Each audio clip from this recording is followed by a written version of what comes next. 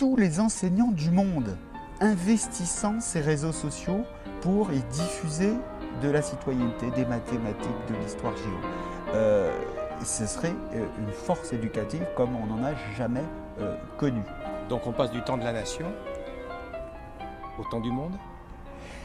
Alors là, j'ai parlé de trans-école, on peut parler de transnation. Il ne s'agit pas de faire nécessairement disparaître la nation existe toujours, mais il s'agit, oui, je le pense, d'en appeler à la réunion des acteurs de l'éducation au niveau mondial. Vous savez, il y a un mouvement en ce début du XXIe siècle qui est important, c'est sauver la planète face au progrès de la technologie et de la course matérielle. Donc il y a eu la prise de conscience de la nécessité de réunir les acteurs du climat, où qu'ils soient du Brésil, de Chine, d'Amérique. Eh bien, pourquoi ne pas faire la même chose avec les acteurs de l'éducation? Il y a en gestation depuis un siècle des mouvements internationalistes d'éducation.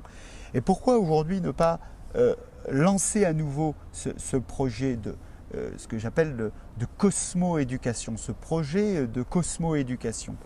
Et simplement de se dire si tous ces acteurs de l'éducation eh bien, se réunissaient et investissaient ces réseaux, comme le font les acteurs du climat.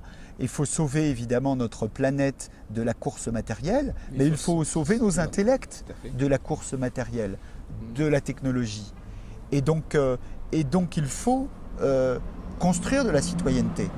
Et donc ce que nous appelons nos voeux avec Béatrice Mabilon-Bonfils, dans une partie du livre qui est plus prospective et avec des perspectives, c'est de se dire, eh bien, créons un socle éducatif mondial. Ce socle éducatif mondial ne serait pas nivellement, ne serait pas uniformisation. Chateaubriand disait que serait un idiome universel et un peuple universel, ce serait une folie.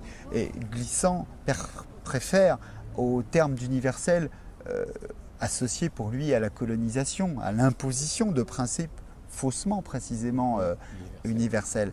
Il préfère le concept de diversalité. Donc dans ce socle éducatif mondial, c'est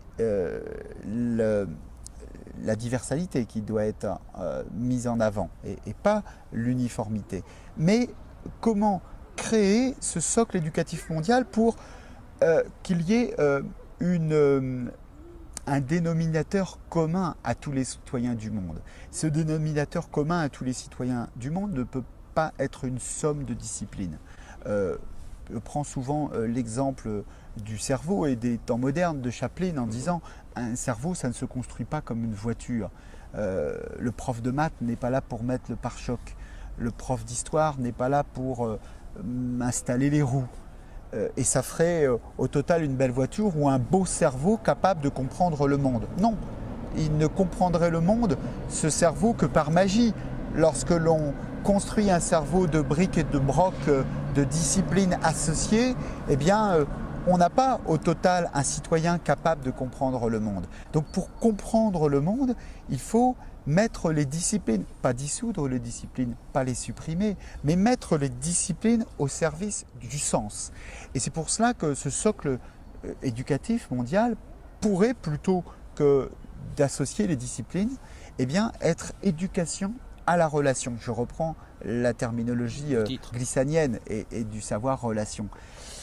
Les relations, la relation à soi, la relation à l'autre, la relation à l'outil, à la machine, la relation à la planète et la relation à l'inconnu. Et c'est à travers ces 5 éducations aux relations que pourrait naître ce socle d'éducation mondiale permettant que vous soyez au Burkina Faso ou que vous soyez à Paris ou en Amérique du Sud, eh bien d'avoir, tout en continuant à parler le Wolof, le Swahili ou l'anglais, et d'avoir ce socle éducatif mondial, c'est-à-dire passer de l'école pour tous, c'est très compliqué, et les défis de la démographie en Afrique notamment nous le montrent, et à l'éducation pour tous. Merci François Durper. Merci à vous.